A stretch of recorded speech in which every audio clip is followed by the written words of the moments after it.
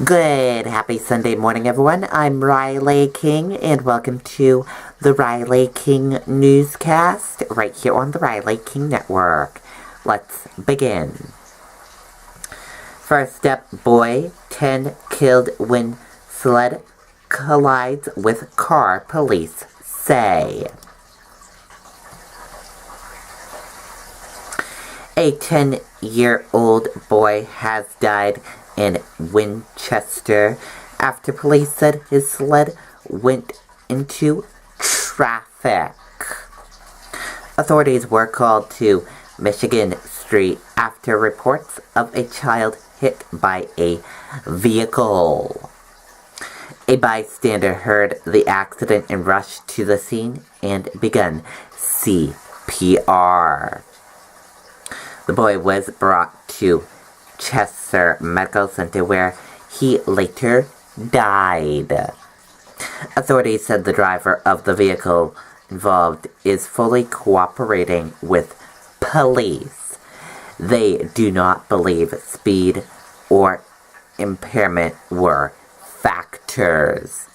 Anyone who saw the accident is asked to contact Winchester Police at 603-239-4814.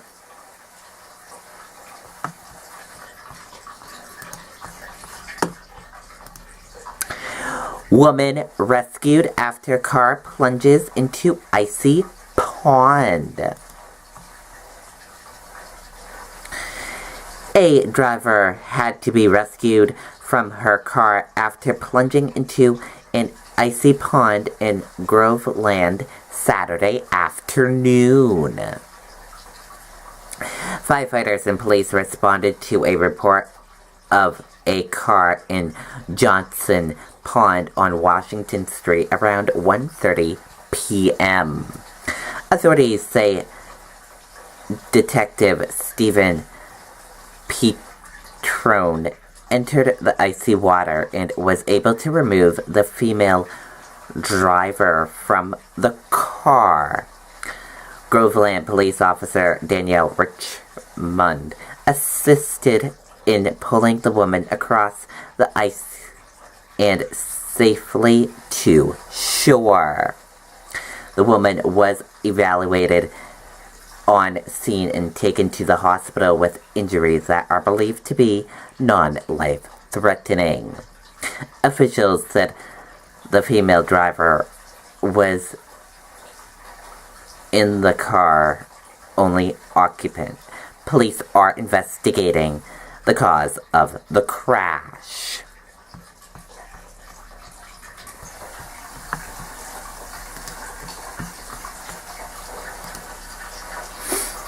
Two families homeless after apartment fire in Auburn.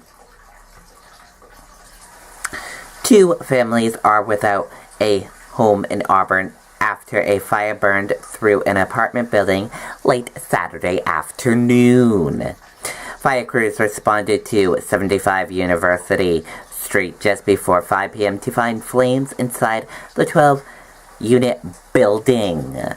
Firefighters controlled the flames in roughly 20 minutes, thanks in part to a working sprinkler system inside those units. However, there was significant damage, fire officials said. No one was home at the time of the fire, but two families were displaced.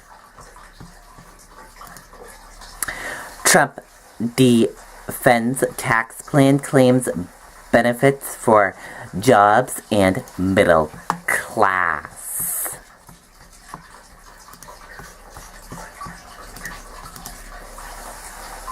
Let's take a listen to the video from ABC News. My sinuses.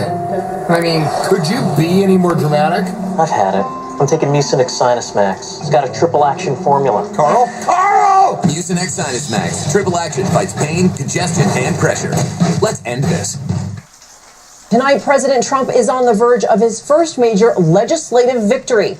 The tax cuts that he promises will be, quote, rocket fuel for the economy, clearing major last-minute hurdles. Two holdout senators say they are now on board. A big smile from Texas Congressman Kevin Brady, the man driving that plan through Capitol Hill. But the ink isn't even dry. The plan only published just a short time ago. So what does it mean for all those deductions so many families claim? ABC's senior congressional correspondent Mary Bruce starts us off with the details just coming in. Behind this closed door today, Republicans sealed the biggest overhaul to the nation's tax code in a generation. Mr. Chairman. Now they have a final bill, and they say they have the votes. I'm confident at the end of the day, the Senate will approve this. And tonight, senators are falling in line.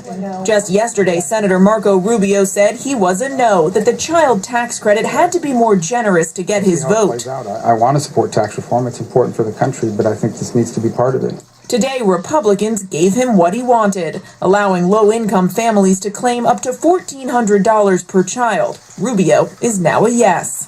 Senator Bob Corker is also now on board. In the past, he said he'd never support a bill that adds to the debt. It's not going to happen, never.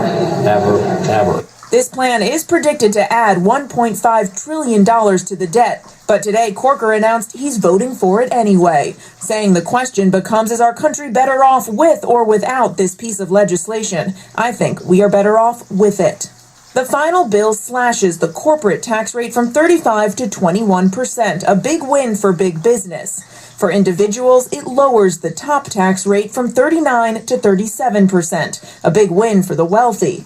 But it limits the new mortgage interest deduction to $750,000. Republican senators say their priority is tax relief for the middle class. Overall, the benefits will go primarily to people in the middle class. What does the middle class get from the bill? It doubles the standard deduction, and you can still deduct interest on your current mortgage. But people will only be able to deduct $10,000 combined from their state and local income and property taxes. And it eliminates the Obamacare individual mandate, which could leave 13 million more Americans uninsured in the next decade. Analysts say the middle class could end up paying more. You've seen the criticism of this bill. Why do you think the wealthiest need another tax cut? Well, that's exactly wrong. This delivers and prioritizes middle-class tax relief. To middle-class Americans who may be afraid they will see their taxes go up? Well, they won't. They're going to see their taxes cut. And Mary joins us live from Capitol Hill. Mary, this tax bill was just released, but Congress still thinks they can vote on this by early next week. Cecilia, this bill is over 1,000 pages. Lawmakers will now spend the weekend poring over it, but they won't have a lot of time. The House plans to vote on Tuesday, followed shortly after by the Senate. Republicans are hoping to have a bill on the president's desk next week. And we will all be following that one next week. Okay, and there you go on that video and that report. And that does it for the Riley King Newscast right here on the Riley King Network. I hope you all have a great rest of your day. See you back here later on today for another newscast. Goodbye, everyone.